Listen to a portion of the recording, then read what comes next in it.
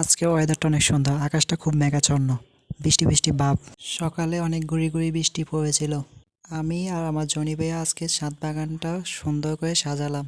ফুল গাছটি এক সাইডে নিলাম আর ফল গাছটি এক সাইডে রাখলাম। সবার আগে আপনাদের ফুল গাছের সাথে পরিচয় করে দিলাম। আমার বাগানে রয়েছে গোলাপ, জবা, নানা প্রজাতির ফুল।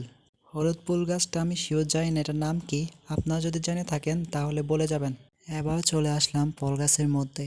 আমাদের ছাদ বাগানে রয়েছে নানা প্রজাতির ফল গাছ, যেমন কমলা, আখ, বেগুন, মরিচ, তারপর আনার ফল, মালটা, লিচু, ড্রাগন ফল, লেবু, পেয়ারা গাছও রয়েছে। সবজির মধ্যে রয়েছে বরবটি, করলা, ঢেঁড়স, আরেকটি শাক রয়েছে আমাদের কুমিল্লা ভাষায় কলমি শাক বলি। অনেক পরিশ্রমের বাগান আমাদের। বাগানটা অনেক অগোছালো ছিল, আজকে সুন্দর করে গোছালাম। মাশাআল্লাহ দিলে আমাদের কমলা গাছে অনেকগুলো কমলা ধরেছে, পেয়ারা গাছে পেয়ারা ধরেছে, লেবু গাছে লেবু ধরেছে, সব গাছে মোটামুটি ফল আছে। আবার ড্রাগন ফল গাছটা আমার কাছে অনেক সুন্দর লাগে, ফলগুলো অনেক সুন্দর। চারদিক ফল গাছ দিয়ে সাজালাম, মাঝখানটা অনেকটা খালি, তাই ফুল গাছ দিয়ে একটু বরাট করলাম, সুন্দর করে সাজিয়ে রাখলাম যাতে ভিউটা অনেক সুন্দর আসে।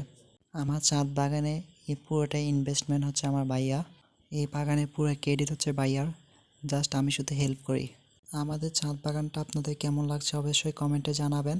যারা ছাদ বাগান পছন্দ করেন অবশ্যই আমাদের সাথে পরামর্শ নিতে পারেন। ছাদ বাগানটা করা আমার অনেক পছন্দ, যেমন শখ তেমনই অনেক পছন্দ। অবশ্যই আমি ছাদ বাগান দেখলে প্রেমে পড়ে যাই। এই হচ্ছে আমার ভাইয়া ছুটিতে এসে কাজ করতেছে ছাদ বাগানে। আল্লাহ হাফেজ, সবাই ভালো থাকবেন।